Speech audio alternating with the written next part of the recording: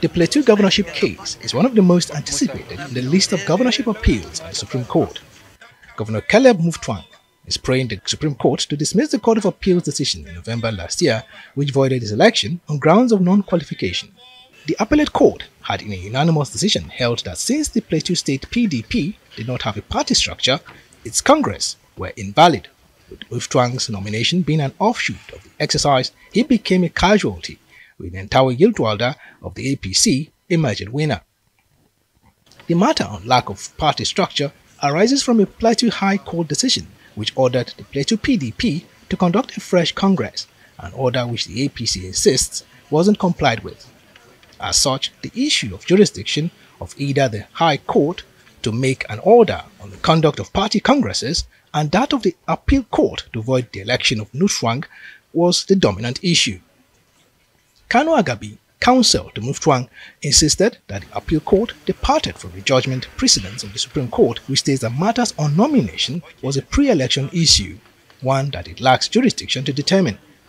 Agabi also faulted the decision of the Appeal Court to declare the APC governorship candidate winner of the March 18 polls, which he had deemed, quote, invalid and null and void, in his appeal at the tribunal, which affirmed the election of Mutfwang.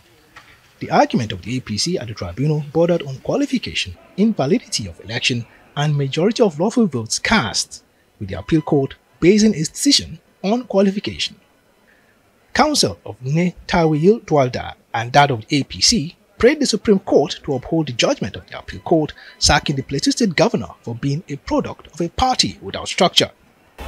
The Oni case, where the Supreme Court held that even if the leadership of a political party is questionable, their right and competence to sponsor and nominate a candidate is unquestionable in court. And so that is what has played out today. There's nothing like lack of structure. And then also you will also find that the Congress they said never held is actually a subject matter that no court can deal with. You also had it in court, that it is not for any court to determine whether that Congress was valid or invalid. The issue before that we brought before this court is whether there was compliance with the order of the Court of Appeal of 28th of October 2022 that says that you must go and comply with the order, and your failure to comply with the order, then you cannot partake in any election.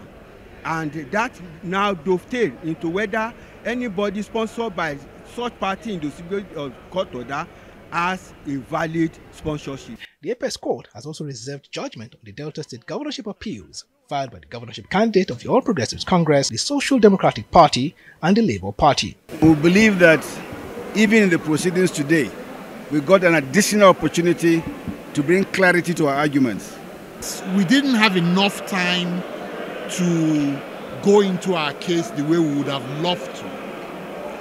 But we did the best we could. Hearing of more governorship appeals will continue on Wednesday. Godfrey Shemoge, Arise News.